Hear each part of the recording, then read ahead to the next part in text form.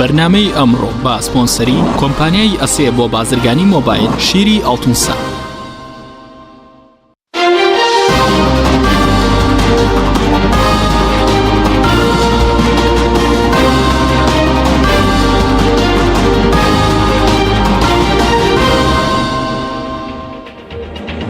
بەناوی خوای گەورە سڵاوتان لەبێت بەڕێزان. وەفدێکی ئەنجومەنی باڵای ڕیفراندۆ گەیشتە بەغداد. وا بڕیارە لەگەڵ مەترسانی عێراق کۆبێتەوە تاوتوێی مەسەلەی ڕاپرسی و کێشەکانی نێوان هەولێر و بەغداد بکات. بە میواندارێک لە بەڕێزان لە ئەستۆدیۆی سەرەکی بەڕێز دکتۆر بەختیار جەبار شاوەیز ئەندامی پەرلەمانی عێراق، هەروەها لە هەولێرەوە بەڕێز سەلیم کۆیی ئەندامی سەرکردایەتی کۆمەڵی ئیسلامی کوردستان تاوتوێم پرسە دەکەین. سەرەتا ڕاپۆرتێک دەبینین، دواتر لەگەڵ میوانەکانمان درێژە بەم پرسە دەدەین.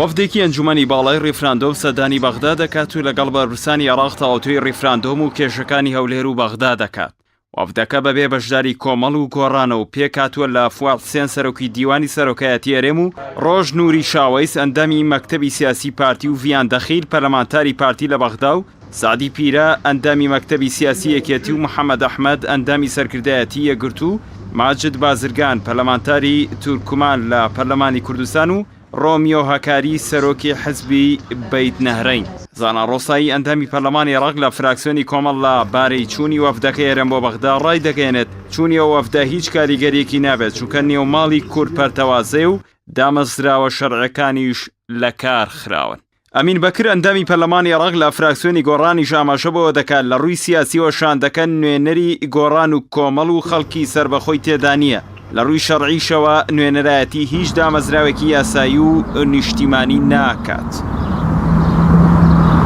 سەردانی شاندی ئەنجومەنی باڵای ڕیفراندۆم لە کاتێکدا بۆ بەغدا بەشێک لەو حزبانەی لە شاندەکەدان لە کوردستان باسی ڕاپرسی دەکەن، لە بەغداش خەریکی وەرگرتنی پۆستن. لە سەروبەندی پرسی ڕاپرسی یەرێکە لە پارتی دیموکراتی کوردستان و یەکێتی نیشتیمانی کوردستان لە ماوەی چەند ڕۆژی ڕابردوودا دوو پۆستیان لە بەغدا لە کۆمسیۆنی مافی مرۆڤی عێراق وەرگرت. لە ئێستاشدا هەریەکەیان کاندیدێکیان ئامادە کردووە بۆ ئەوەی ببنە ئەندامی ئەنجومەنی کۆمسیۆنی هەڵبژاردنەکانی عێراق. لە ماوەی 14 ساڵی ڕابردوودا دانووسانەکانی نێوان هەرێم و بەغدا لەسەر کێشە هەڵپەسێت دراوەکان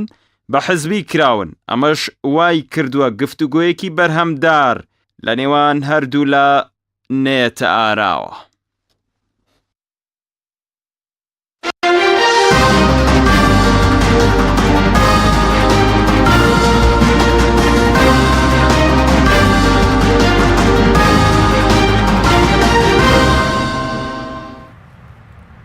دووبارە سڵاوتان لەبێت بەڕێزان. سوپاس بۆ میوانەکانمان، کاکتۆر بەخێر بێن. سوپاس بۆ ئامادەبوونتان. ئەگەر سەرەتا لەوە دەست پێ بکەین،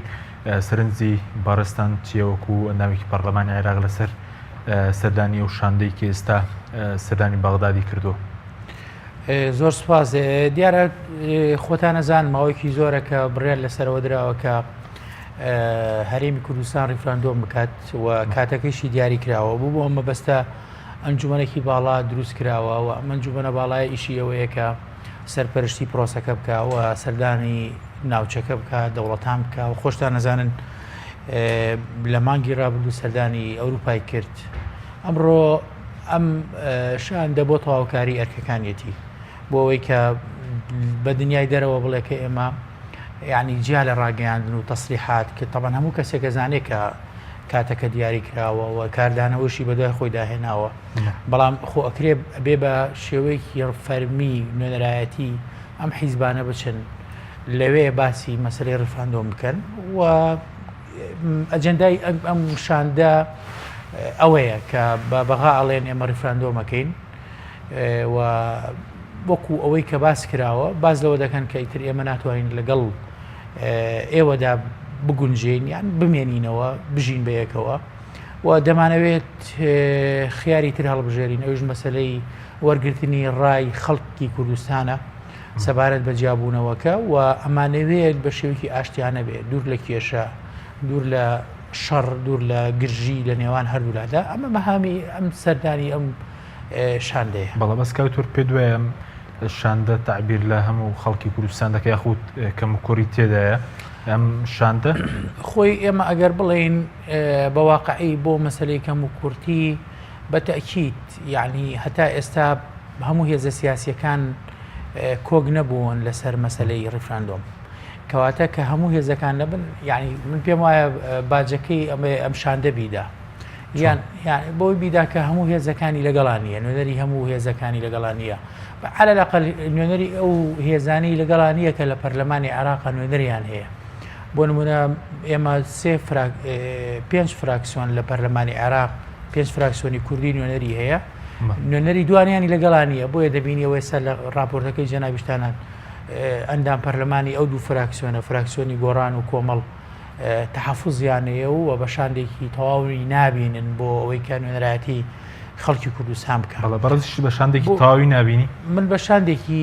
هەرێمی کوردستانی بینم بەڵام کێشە لەکەم و کورتی و ئەوانە بە تەکید ئەگەر باشترە بوو لە جیاتی ئەوەی کە بۆ نمونە نوێنەری 3 هێزی سەرەکی تیابێ با نوێنەری هەر پێنجەکە بووایە بۆی هەمومان دەنگی بە یەگەڵوێستی چکە مەسلەی ڕیفراندۆم مەسلەیەکی چارەند و سازە مەسلەیەکی گرنگە مەسلەی دەوڵەت مەسلەی حەیەویە بۆ خەڵکی کوردستان و لە مێژوودا هەتا ئێستا کورد بە درێژایی بوونی کورد بە درێژایی تاریخ داوای سربەخۆی کردووە داوای ئازادی کردووە داوای مافەکانی خۆی کردووە ناکرێ و نابێت لە مەسلەیەکی وا گرنگدا ئێمە بە نیوەمان بڕۆین لەگەڵ یابینیان نیوەشمان لەگەڵ نەبین ئەمە یەکێکە لە کێشە هەرە گەورەکان پێم وایە نەک لە ئێستەیە ئەگەر مێژووی کورد بخوێنیتەوە یەکێک لەو کێشانەی کە نەیتوانیوە دەوڵەت دروستکە سربەخۆ بێ کیانێکی بۆ خۆی بێ ویان ئەوەی کە ئەڵێن کورد هیچی نەکردووە بە هیچ ئەمەیە کە لە ناو خۆیدا یەکگرتوو نەبووە یەگەڵ وێز نەبووە دایمە درز لە ڕیزەکانی هەبووە بۆیە شۆڕشەکان بە ئاکامێکی دروست نەگەیشتون لە نەتیجەدا بەس سەبارەت بووی کە ڕۆی چیە کە هیچ پرس و ڕاوێژێک بوو نمونە بە پەرلەمانتارەکان ناکرێت لە بەغداد کێ و مەسەرەن زیاتر ئاگاداری بارودۆخی عێراق و کێشەی نێوان لایەنە سیاسیەکانی عێراقن ئەو کاری چێک کە ڕۆڵێکی ئەو تویان پێنادرێت لەو گفتوگویانەی کە دەکرێن ئەزانی ئەگەر بە سەراحەت بڵێم نەک لە مەسەلەی ڕیفراندۆمە لە مەسەلەکانی ترایانی سێکەی لە مەسەلەی کێشەی هەرێم و بەغا لە مەسەلەی کێبوجە لە مەسەلەی کێشەی نەوت کە ئەمانە بە درێژایی ئەم 3 ساڵی ئێمە لە بەغا بووین هیچ جۆرە تەنسیقێک نەبووە لە نێوان نوێنەرانی کورد و ئەو وەفدانەی کە هاتوون بۆ بەغاوە ئەمە یەکێک بووە لەو داواکاریانەی ئێمە و ڕەخنەیشمان گرتووە بۆ ئەوەی کە ئیشەکانی ئەوان بەباشی بڕوا بۆ ئەوەی بە هەموو لایەکمانەوە ئاگاداری یەکتری بین ئەمە نەکراوە بێگومان لەم مەسەلەیەشدا ئەمە لە بەرچاو نەگیراوە یعنی هەتا ئێستا بە شێوکی فەرمی نوێنەرانی کورد ئاگادار نەکراونەتەوە لە ئەجێندای کارەکانی ئەم شاندا ئەوەی کە بیستمانە ڕەنگە هەرێکێکمان بە شێوکی شخصی ئاگادار بین کە ئەمە بۆچی ئەچێن وە چی ئەکەن بەڵام لە هەمان حاڵەتە ئەبێ ئێمە ئەوە لە بەرچاو بگرین من بۆکو خۆم بە شخصی ئەوە ئەگەر بکرایە باش بوو بەڵام ئەوە ناکەمە مشکلەیەک گرنگەوەیە کە ئەم ینی ئەگەر بە ئێمە ژنەڵێن یان ئێمە داغڵی ئەوە نەکەن کە ئەمە پرۆسەیە چییە چی نییە گرنگەوەیە چی ئەکەن گرنگەوەیە ئەتوانن چی بچنەوە بۆ خەڵکی کوردستان لە مەسلحەتی کووردا بێ لە مەسلحەتی ئایندەی کووردا بێ لە مەسلحەتی سربەخۆبوونی خەڵکی کوردستانە بێ و دەستکەوتی شاندەکە چییە ئەمە گرنگە بەلای منەوە بەڕاستی منیتیا منیتیانە بمیان پرس بە ئێمە کرێ ڕاوێژ بە ئێمە کرێ ئەمە ناکەینە مشکلێک بە تایبەتی لە مەسلەیەکی وەکو دەوڵەت دروستکردنە هەر کەسێ دروستی ئەکا ئێمە دەستی ماچەکەین بەڵێ سواس دەکەم دواتر لەسەر دەستکەوتەکان قسە دەکەین یا مشان دەتوانێت دەستکەوت بەدەستبێنە گە بچین هەوری لای کاک سەلیم زۆر سوپاس بۆ بەشداریکردن لە بەرنامەکەماندا سەرنجی بەڕێزشتان چیە لەسەر ئەو شاندەی کە ئەمڕۆ سەردانی بەغدادی کردو و لەگەڵ سەرۆکوەزیرانیش تا ئێستا سەرۆکوەزیرانی عێراق کۆبۆتەوە ئایا شاندە دەتوانێت چی بەرەزبێنێت لە کاتێکە ناوماڵی کورد پەرتەوازێ و بۆ نمونە دامەزراوەکانی لە کار خراون ئەم ناوخۆی کوردستان کاریگەری دەبێت لەسەر ئەنجامی گفتوگویانەی کە لە بەغداد بەڕێوەدەچن بسم الله الرحمن الرحیم سلام ڕێز بۆ ئێوە بۆ بیسەران بۆ کاک دکتۆری بەڕێزیش دیارە شاندە لە ڕابردووە شاندی کە لەسەر ئاستی باڵا سەرۆکی حیزبەکان بەشدار بوون و قسە لەسەر و مەسەلا نەکراوە دەستکەوتێکی وای نەبووە چکەم پێم وایە ئێستا شەر بە هەمان شێوە لەسەر و ئاستە بۆ پرسێکی وا گەورە کە ئەوانە لە ناو حیزبیشا لەوە ئەو شتانیان بەدەست نەبێت کە گرفتەکانی ئێمە لەگەڵ بەغدایە بتوان چارەسەرکەن یان قسە لەسەر ئەو مەسەلانە بکەن هەر وەکو ئیعلامیەک یان وەکو ڕێیەکی نێودەوڵەتی کە بڵێن ئێمە چوین بۆ بەغدا و قسەمان لەگەڵ کردوون زیاتر نییە لەبەرەوە کێشەکانی لەگەڵ حکوومەتی عێراقا بە تایبەتی لە 2005ەوە هەر کێشە لەسەر کێشە دروست بۆ هیچی چارەسەر نەکراوە و یەک لەو وەفدانە کە ئێستا لەگەڵ جێگری ڕێز وزەرا بووە نەیتوانیەوە تاکە پرسێکی گسکەش چارەسەر بکرێت چۆن ئێستا دەتوانێت پرسێکی وا گەورە لەگە حکوومەتی عێراقیە کە ئێمە ڕێئیمان وا بوو دەبووە هەموو ئەو پرسانە پێشەوەی کاتی بۆ دیاری کرێ و پێشەوەی ئەو هەموو ڕێیە عەلامیە لەگەڵ حکوومەتی ناوەندا بکرێ و ڕەد و بدرێتەوە ئەو ڕەدی ئەو بداتەوە هەموو پرسەکان باس کراوە ئێستا ئەو وەفدە بچێ بڵێ چی لەوێ و حکوومەتی عێراقیش جوابی چییە لە کاتێکە ئێمە کارتی فشارمان لەبەردەست نییە حکوومەتی عێراقی کارتی فشاری سیاسی و ئابووریشی لەبەردەستە کە دەتوانێت کارتی خۆی بەکاربێنێ بەڵام هەرێمی کوردستان تا ئێستا و کارتی لەبەردەست نیە بتوانێت بەکاری بێنێ و ڕێی نێودەوڵەتی پشتیوانێکی گەورە بوو بۆ ئێمە ئێستا ڕێی نێودەوڵەتیش لەگەڵ بەغدایە نەک لەگەڵ ئێمە بۆیە پرسێکی وا گەورە لەسەر ئاستێکی وام پێم وانە بەرهەمی هەبێ بەڵێ ئەی تێبینتان لەسەر شێوازی شاندەکە هەیە کە ئەمڕۆ چۆتە بەغداد کە ئێوە شتەیدا بەشدارنی وڵات دیارە شاندەکە ئێمە تا ئێستا لە ڕابردوو لە ئێستاشە یعنی هەر وەکو هەشتایەکان نوێنەری حیزبەکان بچێ بەشدار بێت لەگە حکوومەتی عێراقی ئێمە لە حکوومەتمان هەیە و پەرلەمانمان هەیە و دەبێت دام و دەستگای شەرعیمان هەیە ئەوە بەلا بنرێ وەفدی حیزبی لەسەر ئاستی حیزبی بچێ ئەوە نەتیجەکەی دیارە خۆوانیش خوێندنەوەی خۆیان هەیە و دەزان وەزی هەرێمی کوردستان چۆنە و ئەو قەیرانانەی تووشی بۆ چیەوە کێشەکانی ناوخۆی چیە نەیتوانی بێت چارەسەری ئەو بکە چۆن دەتوانێت و کێشانە لەگە حکوومەتی عێراقا چارەسەر بکە ئێمە بەڕاستی لەگە کێشەکانی شایانی تا ئێستا لە ڕابردووشە بەشێکی ڕاستە حکوومەتی عێراقی لەوەی ئیستیجابەی نەبێ و ناتۆتە پێشێ بەڵام بەشێکی زۆریشی خۆ لەگەڵ خۆشمانە ئەو کێشانەی کە لەگەڵ حکوومەتی عێراقیە لەسەر پرسی دارایی و نەوت لەگە خۆشمانە هەرەمان کێشەیە نە کێشەیەکی نەتەوەی بێ پەیوەندی بە خودی کورد و عەرەب بێ یعنی ئەو ئەگەر پەیوەندی بەوەیە ئەوە لەگە حکوومەتی بۆ حکوومەتی ناوەندی ڕاست بێ بەس خۆ بۆ هەرێم وانە ئێ باشە بۆ ئەگەر خەڵکی هەرێم نەزانێ داهاتی چیە و سەرفیاتی چییە حکوومەتی عێراقیش هەمان گرفتی لەگەڵ ئێرە وایە بۆیە ئەمە پێویستی لە ڕابردووە ئەگەر لە ڕێگەی حکوومەت و پەرلەمانەوە بۆە و لە ڕێگەی ئەندام پەرلەمانەکانی خۆمان بواە لە بەغدا ئەم پێم وایە هەنگاوی باش دەندرا دەتوانی چارەسەری کۆمەڵە گرفت بکەین بەڵام لەبەرەوە کە نەکراوە هەموو جارێش ینی لە ڕابردووە هیچ شاندێک نەچووە بە نوێنەرایەتی حکوومەت و پەرلەمان هەر شاندەکان بە نوێنەرایەتی حیزب بوو و بە تایبەتی حیزبی دەسەڵاتداریش چووە ئەگەر لەگە حیزبەکانیش چوو بێ دانیشتنی بەجیا کراوە ینی بۆیە ئەمانە لە لای خەڵک تا ئێستا شاراوەیە یەک تەرەفە دیارە کە حکوومەتی عێراقی بەرامبەر ئێمە هیچ ناکە بەرامبەر پێشمەرگە هیچ ناکە مادەی 140 بەڵام لە هەمان کاتە جعفەر ئیبراهیم جعفەری لە ئەنجومەنی وەزیران بە هەموو لایەنەکانیشی لێبوو و هەموو کەسایەتیەکانیش لێ بوو باسی مەسلەی مادەی 140 کرا گوتی من ئەوەتە نوێنەری کورد کاک دکتۆر ڕۆژیش لەوێ بوو گوتی هەموم تەکلیف کردوون و ئەوان وەکیل بن چۆنی چارەسەرکەن با چارەسەریکەن هیچ کەسێک لەوانە ئامادە نەبوو جوای بداتەوە بڵێ وەڵا ئێمە تەکلیف نەکراوینیان ئێمە مخەوەل نەکراوین ئەوتی من ئەوانم مخەوەل کردووە سەردەمی ئیبراهیم جعفەری ینی باش ئەگەر وایە بۆ نەدەکرایانی ئەوە مادەی 140 و پرسەکانی تریش ئەو پرسانەی کە کێشەیە لەگەڵ بەغدا ئەمان پرسە لێرەش کێشەمان هەیە ینی گرفتترین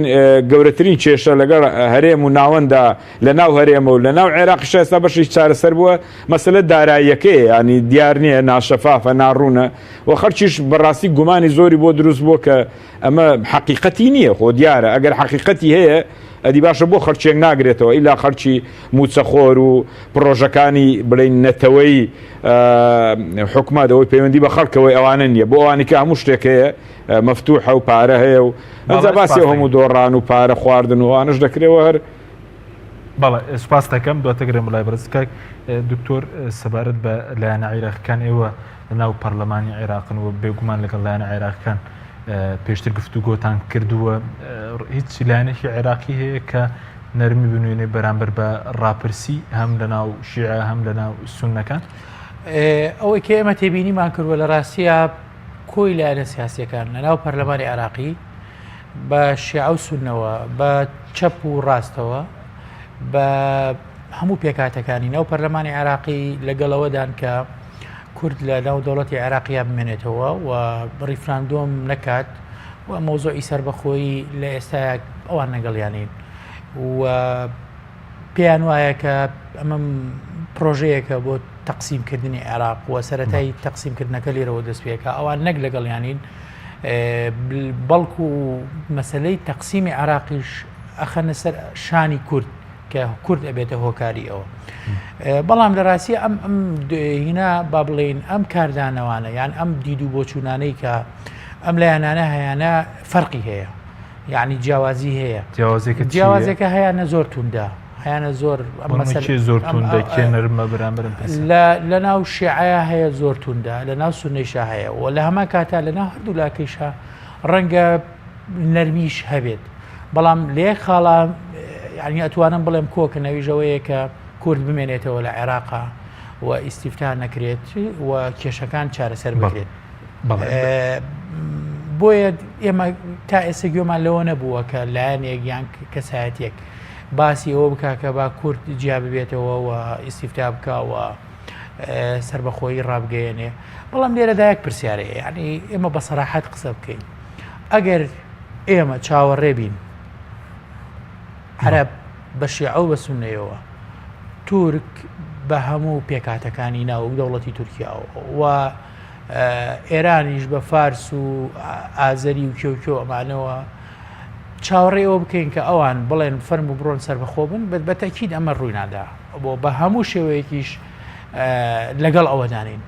ئەوەی کە زۆر گرنگە بریتێ لە ناو خۆی خۆمان باشە بەس ناو خۆی خۆمان بای ئەوەیە ئێمە ئەگەر وەکو وتم چاوەڕێ بکەین ئەمە خەوێکی زۆر پڵاوە کە ئەوان بە ئێمە بڵێن فەرموجیا بن بەڵام ئەگەر هاتە سەر مۆزوع ئەوە ئێمە خۆمانین ئیرادەی خۆمانە تەحەکوم بە مۆزوعەوەکە چۆن تەحەکومی پێوەکەین تەحەکوم بەو مانایەیە کە چۆن ئەتوانین یەکدەنگ بین سەبارەت بە مەسلەی سەربەخۆیی سەبارەت بە ڕیفراندۆم سەبارەت بە دەوڵەت چۆن ئەتوانین ینی یەک ریزی نیشتیمانی لە ئاستی هەموو هێزە سیاسیەکان و لە ئاستی پێکاتی کۆمەڵایەتی کۆمەڵگەی کوردستانە دروستەکەین بە ئاراستەی ڕیفراندۆم من پێم وایە گەر ئەمە بکەین ئیتی پێویست بەوە ناکە چاوەڕێ ئەم دەوڵەتانە بکەین بەڕاستی ئەوانیش ئەکەونە ژێر ئەمری واقعەوە نەک هەر بەغا بەڵکو تاران و ئەنقەرە و واشنتۆنیش کە ئەمانە ئێستا لەگەڵ ئەم پرۆسەیەدانین بەڵام بەداخەوە ئەگەر لە ناو خۆمانە یەک گرتو نەبین یەگەڵوێز نەبین یەکدەنگ نەبین لە ڕاستیە من پێم وایە ئەگەر بەغاش لەگەڵ ئەوەدا بێ ئێمە ڕیفراندۆم و سەربەخۆی ڕابگەێنین سەرکەوتو نابین چکە ناوماڵی خۆت لە هەموو شتێک گرنگترە کە ماڵەکەی خۆتت قایم کرد جا ئەم ماڵی یعنی کە ماڵەکەی خۆتت قایم کرد چاوەڕێ ناکەی لەوەی دراوسەکەت باشە بێ لەگەڵتەیان باش نابێ لەگەڵتە خۆ ئەگەر باش بێ مهمە پێویستە بەڵام ماڵەکەی خۆت ئاژاوێتیا بێ کێشەیتیا بێ هەموو ڕۆژە کێشەکانت دەرو دراوسێتەوە ببینێ لە ڕاستیە ئەمە ئیرادەیەک نییە بۆ ئەوەی کە بڕۆی بەرە و دەوڵەت و سەربەخۆ بوون ئەم ماڵە شۆنە بێ ئای سەرەتا بۆ نمونە مەسەلەی ئاساییکردنەوەی پەرلەمان مەسەلەی شەرعیەتدان بە پرۆسەکە مەسەلەی قەناعەت پێکردنی هەموو هێزە سیاسیەکانە بۆ ئەوەی کە لە ئێستا کاتە بۆ ئەوەی کە ئێمە بەرەو سەربەخۆیی بڕۆین لە هەمان کاتە مەسەلەی احترامگرتنی دەنگی خەڵک پراوێز نەخستنی ئیرادەی خەڵک کە ئەویش پەرلەمانە و هەڵبژاردنەکانە و لە هەمووی گرنگتر بژێوی خەڵکە یعنی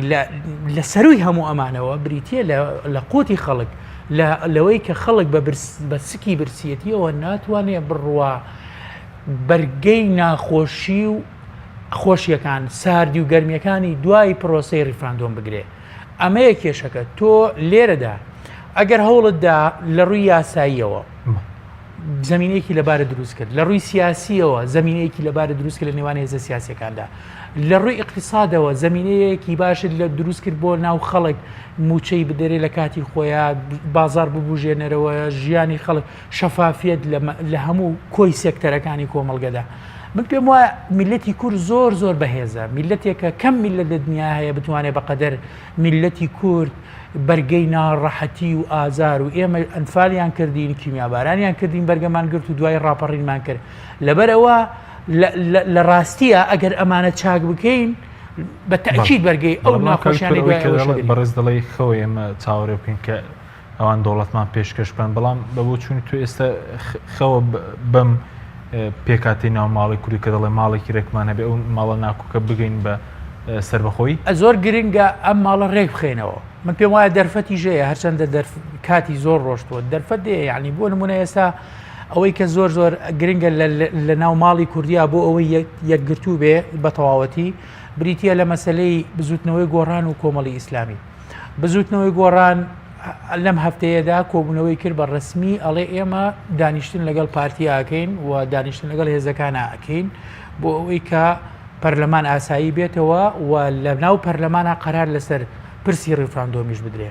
لە هەمان کاتیشا ڕاستە ئەڵێ دو ئاخرێ خۆ ئەگەر پەرلەمان کارا بکرێتەوە بژێوی ژیانی کۆمەڵێشت ڕەنگە لەوەی شا بگەینە تەوافقێک لە هەمان کاتە ئەنجومەنی سیاسی کۆمەڵی ئیسلامی هەر ڕۆژی پێنجشەمە ئەعلانی کرد بەوەی کە ڕۆژی چوارشەمە بوو ئابزانم ببوورە ئەعلانی کرد کە ئێمە لەگەڵ ڕێکەوتی نین کەواتە ئەمە دەرگایەکی باشە و پێویستە ئەم دەرگایە دانەخرێت بەڵکو زیاتر بکرێتەوە هەتا کاتی ڕیفراندۆم بۆ ئەوەی هەم پەرلەمانکارە بکرێتەوە هەم قەراری پێویستی گونجاو بەڵام بە ئاراستەی ڕیفراندۆم دەکرێت و زمینە سازیانە بکرێ و ناو ماڵە پەرش و بڵاوە ڕێک بخرێتەوە ئێمە کەممان ماوە بۆ 25 زۆر کەممان ماوە بەڵام ئەکەوێتەوە من پێم وایە 25 ڕاستە دیاری کراوە خۆ ئەمە ئاەتی قورئان نییە ئێمە ڕێکەوینەوە موی ئاشتی کۆمەڵایەتی دروست بێ مویە خۆشگوزەرانی بۆ خەڵک دوا بخرێ باش ئەوانە ئەو کاتە ئەتوانرێت وەکو وتم کە ئاەتی قورئانی ئەتوانرێت مدەیەکی تر پاسێک بدرێ بە پرۆسەکە بۆچی بۆ ئەوی هەم ماڵەکە بە تەواوەتی ڕێکرێتەوە هەم قانون و یاسا لە کە پەرلەمانە ئەمانە بکەونەوە سەر پێی خۆیان و هەروەها دەستکاری بژێوی ژیانی خەڵک بکرێ بەرەو چاکی ببرێ سیستەمی پاشەکەوت دەستکاری بکرێ و نەهێڵدرێت هەروەها لەم ئەسنایەدا جەولەی دیبلۆماسی پێویستە ئەم ڕیفراندۆمە کە قەراری لێداوە من لە حەزەیەکم ێ لەسەری لە ئاسی دیبلۆماسیە زۆر لاوازە دیبلۆماسی کە زۆر گرنگە یعنی بە هەتا ئێستا بە وازەحی ئەم لە ڕووی دیبلۆماسیەوە نەتوانراوە دەوڵەتێک ڕازی بکرێ بە ڕیفراندۆمەکە لە سەردانی ئەوروپا کرا بەتاڵی گەڕانەوە نەجاحەتی پێویستی نەهێنا ئەوەی کە ئێستا لە بەغایە من پێم وانییە کە بەو شێوەیە بێ زۆر گرنگە کە تۆ ناوماڵی خۆتت ڕێخست پەرلەمانی ڕێخست من دڵنیام لە پێشی هەمویانەوە ئەمریکیەکان قەناعەتەکەن بەوەی کە ئەم ڕیفراندۆمە یان ئێستا بۆ نمونە تیلرسن کە وەزیری خارجی ئەمریکایە داواکە کە دوا بخرێت باشە ئێمەش لە بەرامبەر ئەوەدا داوا کراوە کە زەمانێک بدرێ ئێمە ئەگەر دوا بکەوێت دوای بخەین لەو فترەیەدا زمانی وەری وەرگین کە لە ماوەی ساڵێکە بۆ نمونە یان 6 ماڵە دوای ئەو ئەمریکا پشتیوانی ڕیفراندۆمەکە بکە ئەوە زۆر گرنگە سپاس دەکەم کاتواتەکەم لای بەڕێز کاک سەلی مەگە بگەڕێمەوە لای بەڕێزە سەبارەت بەوەی کە پێشتر پرسیاری ئەوم لێ کردی ئەو ناوماڵی کوردی و پەرتەوازی و مەسەلەی بەخستنی دامەزراوەکان کاریگەری دەبێت لەسەر نەتیجێ و دانیشتانێکی ئێستا ئەنجومەنی باڵای ڕیفراندۆم لەگەڵ لایەن عێراقیەکان ئەنجامی دەدات بە تاکیدەوە بەشێکی گرنگێت چکە ئێمە ئەوان تەمەشایەوە دەکەن ئایا لە ناوخۆی هەرێمی کوردستان ئامادەسازی هەیە بۆ ئەوە و دەتوان لەسەر پێی خۆیان ڕاوەستن یان بە فیعلی تووشی قەیران و کێشە دەبن هەم ئەوانیش دەگرێتەوە و ئێرانیش دەگرێتەوە و تورکیاش دەگرێتەوە ئەوان یەکێ لەو خاڵانەی باسیەکەن کە بۆ خۆتان ئەمریکا شەڕڕەئی وایە کە بەو حاڵی ئێستا تووشی کێشەیەک دەبن دوایی بۆمان چارەسەر ناکرێیانی ئەمە پەیوەندی بە ناوخۆ کێشەکەی ناوخۆش ئەوەندە قورس نییە یعنی ئەگەر احتیکاری تیان نەکرێ پاوانخوازی تیان نەکرێ و شەفافیت لەو داهات و سەرفیاتە بکرێ و دەسەڵاتە شەرعیەکان بگەڕێتەوە جێگەی خۆی بەدەسەڵاتەوە یعنی ئێستا پارتی دیموکراتی کوردستان دەڵێ با پەرلەمان مانعمان نییە بگەڕێتەوە من پێم وایە ئەوە پەیوەندی بەوەیە کە کاک مەسعود لەگەڵ ئەم نامەیە لەگەڵ ئەو پەیامەیە پەیامێکی ببدایە کە پەرلەمان بگەڕێتەوە و باز بک بڵێ لە منەوە لە بەردەمی پەرلەمان تا هەموو وەزیر و حکومەت و هەموو دام و دەستگایەکان بەرپرسیارن لە بەردەم پەرلەمانە و پەرلەمان دەبێت موارەسەی شەرعی چاودێری و یاسایی خۆی بکە و هیچ کەسێک نەتوانێت دەست بخاتە بەردەمی پەرلەمان بۆ ئەوی بتوانین ئەمە دڵی هەموو لایەکی خۆشە کرد ئەو کاتە وەزیرەکانیش و دارایش و نەوت و غازش دەکەوتە بەردەمی پەرلەمانەوە و پەرلەمان لێ پێچینەوەی لێ دەکا ئەوە بەشێک بوو لە چارەسەر گرفتی ئەو لایەنانەی کە نەخێرن یان لەگەڵ ئەمە نین پەیوەندی بەشێکی زۆری بۆەوە ینی ئێمە تا ئێستا نەمانتوانیوە ناوماڵی خۆمان ڕێخەین و ئەم هەموو گەندەڵی وەزعی لە هەرێمی کوردستان دروست بووە ناڕەزایی خەڵک دروست بووە نەمانتوانیوە 2 ئەمپێر 24 ساعت بدەینە خەڵک ئەتوت باسی سربەخۆی بکەی ێ باشەکە ئەوت بۆ نەکرێ ئەی سربەخۆی چۆنەکەی خۆ سربەخۆی لە ئاسمانەوە ئێنت بۆ نایەتە خوارێ ینی هەر ئەوەیە و ئەوەی هەشتە لێت دەبڕێسە بۆ نمونە ئێمە کەرکوک ڕێفراندۆمی تیا بکرێ وەگەر ڕێفراندۆم لێرە بکرێ و سربەخۆی بێ دەبێ هەموو پۆستەکانی بەغدا و ئەندام پەرلەمانەکانیش بێنە ئێرە چێ موچە دەداتە ئەوانە چێ موچە دەداتە خەرچ کەرکوک ئێمە نەمانتوانین موچەوانی خۆشمان بدەین کەواتە ئەو پەیوەندی بەوەیە ئەگەر دەڵێی نییە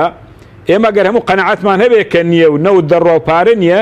بابە نان و ئاوە خۆین کاکە گەڕادارە خۆین یعنی مشکلەمان لەوە نییە بەڵام مشکلە ئەوەیە بابە هەمومان وەک یەک بێ و برزانین کە چ دەڕۆ ناکرێ یەک کەس لەم هەرێمی کوردستانەیە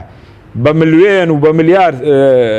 بدۆڕێنێ و سەرفیکا و خەرجیکا و بڕیار لێسەر بدا خەرچیش نان نەبێ بخوا بڵێ وەڵان نییە و داهات بەش ناکە ئەو کەس قەنەعەتی بۆ نەماوە ئەگە خەرچێکی قەنەعەتی پێ بێ خۆلایەنە سیاسیەکان ناکرێت قەنەعەت بۆ بێنن ئەمە مرچی گشتیە و مرچی هەموو لایەکە و هەمووش منتیای بەشدارین کەس میوان نییە و کەسیش ساحێبی ڕئیسی نیە بڵێ دەبێت لە بەردەستی من بێ بۆی ئەمانە بەوە چارەسەر دەکرێت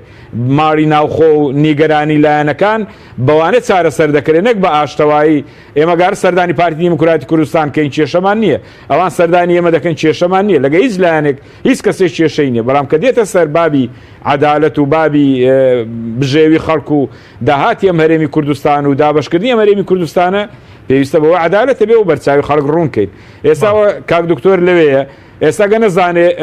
حکومەتی عێراقی چەند نەوتە فرۆشە و بە چەندێدا بە فیعلی قسە دەکا بەڵام ڕۆژانەوە لە بەردەمیەتی چەند دەفرۆشە و بە چەندێدا و سەری مانجیش پارەکە دیارە لە دارایی چۆن سەرفەکرێت بۆی ئەمە حکومەتی عێراق بەم هەموو نەهامەتیەوە و بەم هەموو جیاوازەی کە لەوێ ئێ باش هەرێمی کوردستان کە هەمووی کورد بێ و هەمووی خەباتژێر بێ و هەمووی شۆڕژێر بێ و هەمووی ینی بەشدار بێ لە معاناتی ئەمە هەموو ئەنفال و چیمیا بێ ئەتوو نەوتی لێبشاریەوە پارەی نەوتی لێبشاریەوە دوای ئێمە تەمەشا دەکەی هەر لە هەرێمی کوردستان لە نەوتیش گەڕێ بۆ فێڵەیەک بکەین یعنی ئێمە بەنقێکمانەی عایدی حکومەتە بەنقێکمانەی عایدی ئەهلیە پارەکە بچێتە بەنقەکە ئەهلیەکە بیداتە حکومیەکە ئێ چۆن دەبێشتی وایانی بەڵێ سپاس دەکەم ناوبڕێکمان هەیە دوای ناوبڕەکە دەگرم وڵای بەڕێز قسە لەسەرەوە دەکەین بۆچی ئەمی شارێمی کوردستان لە کاتی کە عێراق لاوازە گفتوگوی لەبارەی سربەخۆی نەکردو بە تایبەتی لە 2005 دەگەرم وڵای بەڕێز بەڵێ بینەرانی بەڕێز ناوبڕێک کورت و دەگەڕین وڵاتان لەگەڵمان بمێنەوە بەرنامەی ئەمڕۆ بە سپۆنسەری کۆمپانیای ئەسێ بۆ بازرگانی مۆبایل شیری ئەڵتونسا.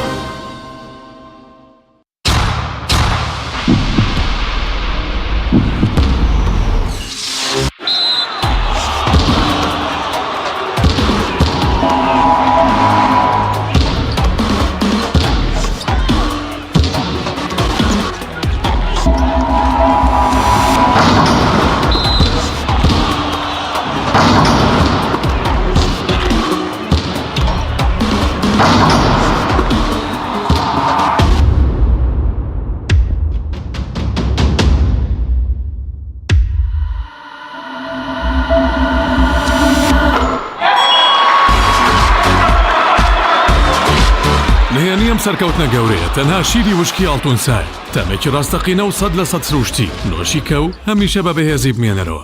نوێترین ئۆفەر لە کۆمپانیای ئەسێەوە ئێستا مۆبایلی زیرەکی ئەسێ Q5S 4G LTE کە بە فینگرپرینت کار دەکات بە قستی مانگانەی تەنها 59,000 پێشەکی و مانگی تەنها 14,000 دینار. نوێترین مۆبایلی زیرەک و پێشکەوت و بە نزمترین نرخ بۆ تۆی خۆشەویست ئەسێ Q5S 4G LTE.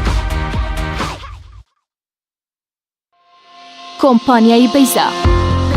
لە پێنە و بەرەنگاربوونەوەی قەیرانی دارایی و پێشکەشکردنی باشترین ئامری کارەبایەتی نۆماڵ کۆمپانیای بەیزا بووە بریکاری گشتی کۆمپانیای زەمگی ئیتالی هەروەها فرۆشتنی بەرهەمەکانی باقیستی هەژدەمان بە هاوڵاتیان سەلاجە و مجەمیدە هەموو جۆرەکانی سپلێت تەلەڤیزیۆن و تەباخ و مڕەشەح فرن و مایکرۆ گسکی کارەبایی غەسالەی جلشتن و قاپشتن بەیزا مامی هاوڵاتیان کۆمپانیای دنیا دیکۆر.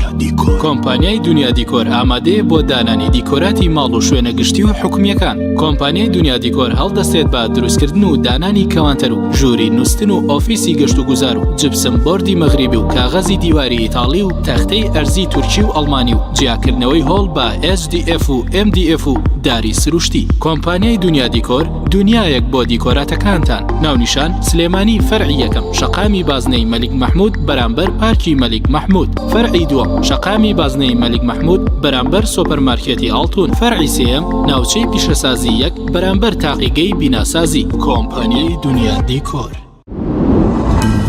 تۆپ ئارت تاکە بریکاری تۆڕی میدیایی کۆمەڵ بۆ دروستکردن و بڵاوکردنەوەی ڕیکلام. تۆپ ئارت.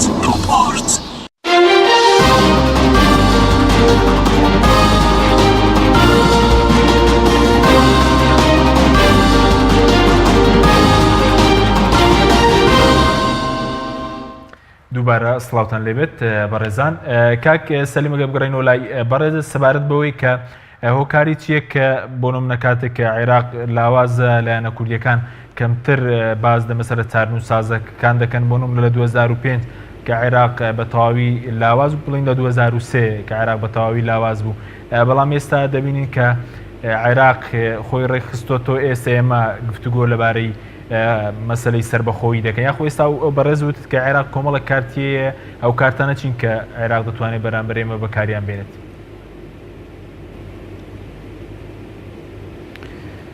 بخۆی هەموو کاتانەی بۆ ئێمە گونجاو بووە من پێم وایە پەیوەندی بە ناو خۆمانەوە، پەیوەندی بە ئیدارەدانی ئەو هەرێمە بووە کە ئێمە لە ناو خۆمانە تا چەند توانیومانە بنیاتی ئەو هەرێمە بدەین بۆ بە چ بە هەرێم بێت، چ بۆ فیدرالی بێت، چ بە کۆنفیدرالی بێت، چ بە سربەخۆیی تەواو بێ. ئێمە بەشێک بووین، ینی سربەخۆ بووین لەو عێراقا تا ئێستا تەئسیراتێکی حکومەتی عێراقی بەسەرمانەوە نەبووە، نەوتمان بەڕێ کردووە، وەفدمان ڕۆیوە بە قسەی عێراقمان نەکردووە، عێراق هیچ بڕیارێکی لێرە جێبەجێ نەبووە. ئەمە بەشێکی سربەخۆ بووین، بەڵام چ سربەخۆیەک بووین بۆ ناو خۆمان.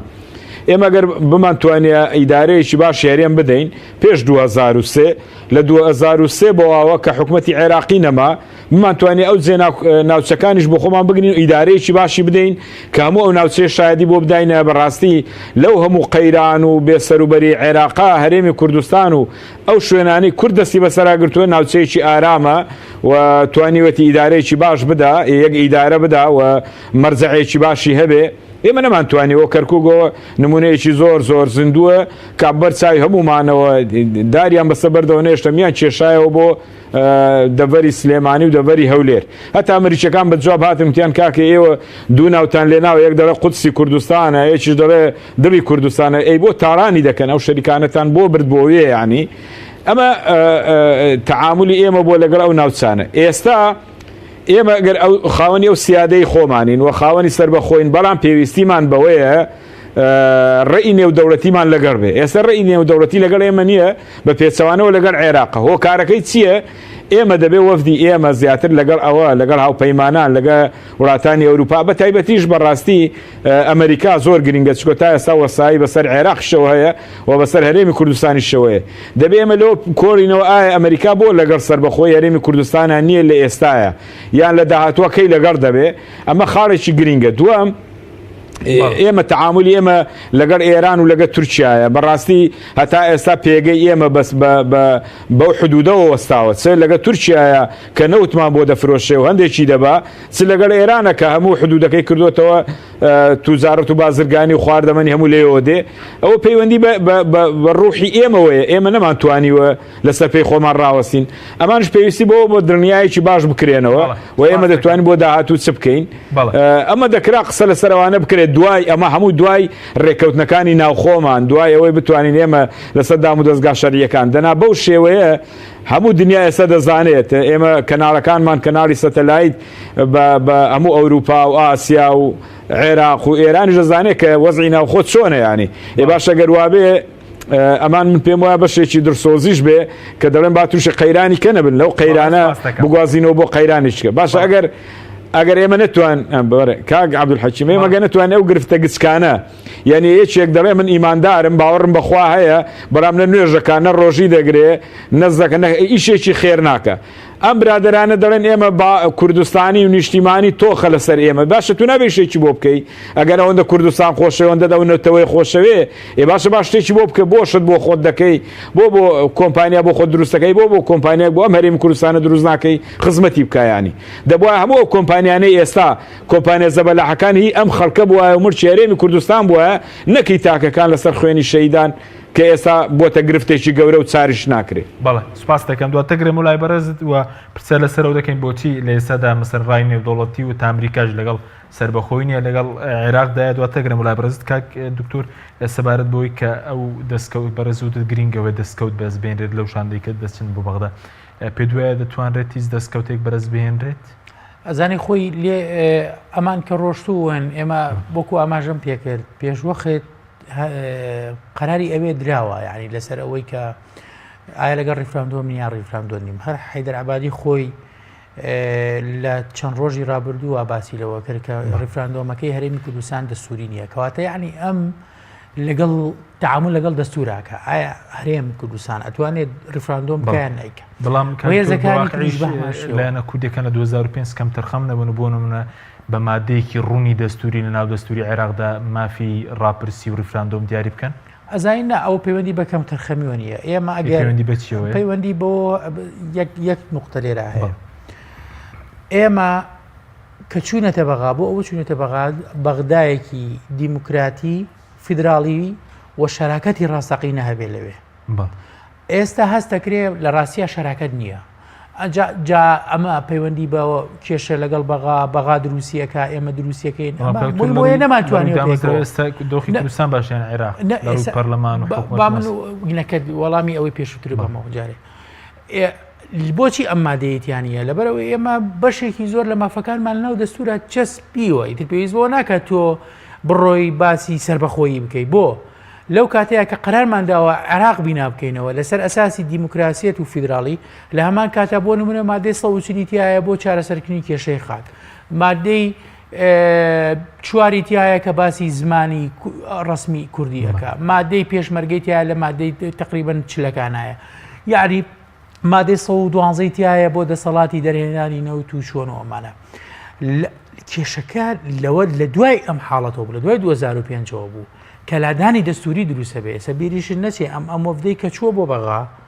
تقریبا 55 مادەیان پێیە کە ئەیدەن پێیان ئەڵێن ئێوە ئەم 55 مادە لاتان داوە مقسم لەسەرەوە نییە هەرێمی کوردستانیش مادەی لادانی هەیە لە دەستوری کەواتە دەرفەت حاڵەتێک دروست بووە ئەتوانین بڵێ ناتوانین پێکەوە بەڵام کاکتۆر بە دیاریکرای بۆ چون تۆ قسانش ڕاست نییە ئێستا بۆ نەمەدەڵێن شراکەت لە بەغداد نەماوە ئەی لە کوردستان شراکەت ماوە با دەستور لە عێراق دەکرێت لە ناو خۆمان ڕێزلە ناوخۆیەکانمان دەگرێ ماشت نیە لە کوردستان ئێمە کاک حەکیم باسی ئەومان کرد خاڵی سەرەتا بەڕوونی باسم لەوە کرد ئەگەر ئێمە ماڵەکە ڕێخین ماڵی خۆمان بپارێزین باسی ماڵ و دراوسەکەم بۆ کردین کوردەواریەکە مەبەستم لەوەیە کە ئەمە ڕێخز بەغایە تارانە کوێ ئەمانە خۆ بابزانی ئیشکالیەتی تاران کەمتر نییە لە بەغا بۆ مەسلەی سربەخۆی بەڵام کە ماڵت پەرتەوازە بوو من پێم وایە ماڵت پەرتەوازە بێ بەغا ئۆکەیشی باتێ بۆ سربەخۆیی ناتوانی سەرکەوتوبی ئێمە خەمی ئەومانە کە لە دوای ئەم مۆزوعە چی ئەبێ لە دوای ڕیفراندۆم دەرهاویشتەکانی ئەو کێشانەی کە لێ ئەکەوێتەوە بۆیە باسی ئەماکەین ئەگەر نا مۆزوعی ماڵی خۆمان بە تەکید ئێمەش کێشەمانێرە چۆن برپسانی هەرێمی سەر ڕخن لە بەغدادنی شراکەت نیە لە کوردستانی ژەمانیە لە کوردستانی ئەبێ چارەسەر بکرێ ئەم کێشانە ئەم کێشانە ئەبێ چارەسەر بکرێ وای خۆز بریا ئەم کێشانە نەگەشتایەتە ئەمڕۆ بریا ئەم کێشانە نەگەشتایەتە ئەوەی کە با بڵێن ئێستا پەرلەمانمان نەبێ ئێستا پەرلەمان ئیشەکانی نەکاوە هێزە سیاسیەکان دوورکەونەوە لە یەک بەداخەوە و بە قەناعەتی من ئەگەر بەیانیش دەست پێکەین بە چارەسەرکردنی کێشەکان هەر باشە زۆر باش بەناومێدیوە سەری مەسەلەکان بەڕێزوتت ئەوەی ئەوروپا نەتیجەیەکی ئەو تۆی نەبووی ئەوەی بەغدا پێ دوایە نەتیجەی دەبێت هیچ نەتیجەکە بەتاکی دەوان ڕەفزی مەسەلەی ڕیفراندۆمەکەن کەواتە نەتیجەی چی دەبێت بەڵام ئەمان وەکووتم بۆ ئەوەی بۆ مستەقبەل نەڵێن کە ئێمە گفتوگۆتان لەگەڵان نەکردوین و نەڵێن هۆکارەکانتان پێنەوتوین وەکو ئاماژەم بۆ کرد ئەمان لەو خاڵەوە دەست پێەکەن کە ئێمە بڕیاری ریفراندۆمان داوانەڵم بۆچی بڕیارتان داوە کوڕێک لە باوکی جیابێتەوە کە جیابێتەوە باوکی خۆ بێت لێ چێ باوکی لە باوە منە ڕۆمە دەرەوە لە ماڵەڵە بۆڵە لە بەرەوەی تۆ وا و خواردن نایەتی و بەسرەفم بۆ لاکەیت و ئیهانەمەکەیت و چیچ و من ناتوانین لەبەرەوە باشتری وایە بڕۆن جیابینەوە با تووشی شەڕ و کێشەش نەبین ئەمەیە ئەوانیش ئەو 55یان بردووە و 55 مادە دەستوریە بۆی پێیان بڵێن لە ڕاستیە کاک حەکیم لە دیدێکی منطقیەوە سێری بکەی ئەگەر ئێمە بتوانین کێشەکانی خۆمە حەڵکەین ئەم دیدە خراپ نییە لە ئێستاە بۆ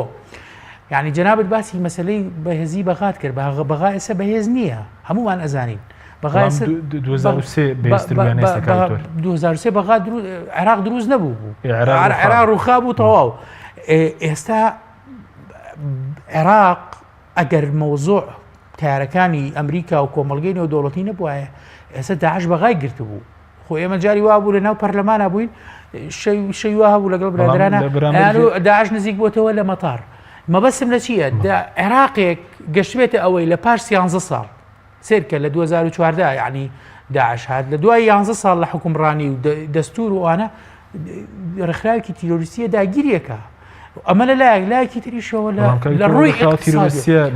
اقتصادیشەوە عێراق بەهێز نییە ڕاستە ئەتوانێت موچە بدا دابینی موچێکە بەڵام ئەو خێروبێرەی کە لە عێراقا هەیە ئێستا عێراق لە بانکی نێودەوڵەتی قەرزەکە ئێمە لە بودجە تەسبیتمان کردووە و هەروەها حاڵی شیع و سونە زۆر خراپە لە جاران ناچاریە سونە هەر ناوچەکانیان تێک شوون داوایەک دواخستنی ڕبجار نەکەن ڕەنگە ئەمە دەرفەتێک بێ بەڵام لەمە گرنگتر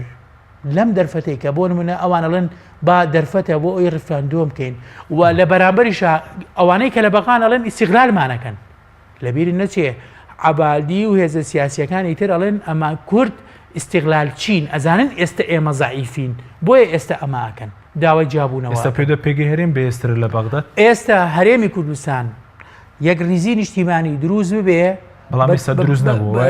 من قسە لەسەر ئەگەر دروست نەبێ هەر حەق نییە ریفراندۆمیش بکرێت ئەگەر پەرلەمان ئاسایی نەکرێتەوە من لەگەڵەوانی ریفراندۆم بکرێت ئەگەر هەموو هێزە سیاسیەکان وەکو ئەوەی کە لە بەیانی ڕاگەیاندراوی کۆتایی ئەنجومەنی سەرکردایەتی یەکێتی قەرای لەسەردرا سێ خاڵ یەکەمیان ئاساییکردنەوەی پەرلەمان دووەمیان یەک ریزی نیشتیمانی یعنی هەموو هێزە سیاسیەکان سێمیان کەرکووک و ناوچە کێشە لە سەرەکان ئەمانە بۆ ریفراندۆم نەکرێ خەلەل دروستە بێ زۆر باش سکار واقعی ئێستا پێگەی بەغداد بێسترە خودت پێگەی هەرێم بەم ناوماڵی کورد و بەم ناوماڵی عێراقیشەوە ئەزانی لە ئاستەکان فەرقی هەیە تۆ لە ئاستی اقتصادی ئەڵێ ئاسی سیاسی ئەڵێ ئاستی دەستوری ئەڵێ ئاسی شێوەیەکی گشتی ئەمانە خۆتەزانی وەزعی هەرێم ئەگەر بێتە سەر مۆزۆی اقتصادی موچە ئێرە زۆر خراپترە لەوێ بەڵام لە هەموو حاڵە ئەزای چۆنە پرسی سەر بەخۆی زۆر لەوە ئەوە یێنێت کە ئێمە ئەگەر ئەم تەسەحیانشی بۆ بین بەڵام بەداخەوە ناکرێت تا ئێستا هەوڵە دەین یعنی ئەوە تقریبا 2 ساڵە بۆ نمونە یەکێتی لە بینی ئەم هێزانە ئەڕاتویەت داوا ئەکا کۆ ببنەوە کۆ نابنەوە ئێستا بڕیاریان داوە کۆ ببنەوە ئێ باشە بۆ وەستاون ئێ باشە چ ڕۆژی ماوە ڕۆژ لە دوای ڕۆژ لە مەسەلەن یەکێتی داوای دەکرد پەرلەمان کارا بکرێتەوە ناوماڵی کورد بکەین اینجا لەگەڵ ریفراندۆمەکەین ئێستاش هیچیان نەکراون لەگەڵ ریفراندۆمەکەش لە ئەزانی چی تا دوا نەفەس ئێمە لەگەڵ ئەوەین کە بە هەموو لایەکمانەوە بکرێ بەڵام خۆ ئەبێ لە مەوزوعێکی ناکرێ هێزێکی وەکو یەکێتی خاوەن پێگەیەکی جەماوەری 20 کورسی لە پەرلەمانە و هێزێک 1000 شەهیدی لە 2 ساڵی ڕابردووە داوە لە بۆ پاراستنی کەرکووک و ناوچە کێشە لە سەرەکان لە دەستی داعشە لە مەسلەیەکی وای دەنگی نەبێ بۆ بەشدار نەبێ بەڕاست سپاس دەکەم کاوی تۆر کاک سەلیم کاتمان کەماوە بگەڕێمەوە لای بەڕێزت بە کورتی سەبارەت بەوەی کە بەڕێز بچێت بۆچی ئێستا ڕای ناودوڵەتی و بەتایبەتی ئەمریکا لەگەڵ مەسەلەی ئەم ڕێفراندۆمەدانەوە داوای کردووە دوا بخرێت وڵا ڕێی ئەمریکیەکان دیارە وازحە ئێستا باز لەوە دەکەن کە دەڵێن لەبەرەوە شەڕی داعش ماوە و کۆمەڵێک گرفت لەگە بەغدا ماوە لەسەر مەسەلەی جێناوکان کورد ناتوانێت لەوێ ڕێفراندۆم بکە ڕاستە دەسەڵاتی عەسکەری بەسەریەوە هەیە بەڵام تا ئێستا دەسەڵاتی عێراق زیاتر بەسەر ئەو ناوچانەوە هەیە و دەبێت ئەوانە یەکلا بکرێتەوە ئەو دەمە لەگەڵ عێراقا بگەنە نەتیجەیەک کە دەتوانەوە لەو ناوچانەش ریفراندۆم بکرێت ئێمە لەو ناوچان ناتوانین هەڵبژاردن بکەین سزای ریفراندۆم بۆی ئەمریکا ئێستا پرۆژەی ئێستا ئەمریکا من پێم وایە بەو شێوەیە کە ئەو ناوچانە خەڵکی ئاوارە بۆ بگەڕێتەوەێ بە تایبەتی دەوروبەری مووسڵ و مەسیحیەکان و ناو مووسڵ و ئەوانە ئەوە خاڵێکی گرینگە و شەڕی داعش تەواو ببێ و پێگەی عێراقیش ئێستا لەو ڕۆژەیە کە ئێستا دەوڵەتان پشتگیری دەکەن بە تایبەتیش ئەمریکا مەسەلەکە پەیوەندی بەوەیە کە ئێستا دەیەوێت عیلاقەیەکی بەهێز لە بینی عێراق و سعودیە کە لە شەڕی کەنداوە پسراوە لە سەردەمی سەدامەوە ئێستا دەیانێ وردە زوندوی کەنەوە و ئەوە هەنگاو بنێ بۆ زیاتریش بۆیە لەم کاتانەیان پێم وایە پشتیوانی لە دابشبوونی عێراق ناکە ئەمریکا بە هیچ شێوەیەک لە ئێستادا دەکرێت پرۆژەی داهاتووی بێ بەڵام لە ئێستاە دەبواە پێش دانانی کاتەکە ژێمە قسەمان لەسەرەوە بکردایە نەک کاتەکە دیاری کراوە هەموو ناوچەکە خۆرۆشاوە ئێستا ئێمە بۆ خۆمان یعنی ئەگەر بشیکەین هەر قەیرانە نەشیکەین هەر قەیرانە یعنی ئەگەر ریفراندۆمەکە ئەنجامیش نەدرێ ئێستا تووشی قەیرانێکی گەورە دەبێت بۆیە دەستکەوتەکان ئێمە لە مەسلەی ڕیفراندۆم و لە مەسلەی لەگەڵ عێراقاچیە ئەمە دەبێت قسەی لەسەر بکرێت کە پێم وایە نەتیجەی چوان نابێ و ئاخری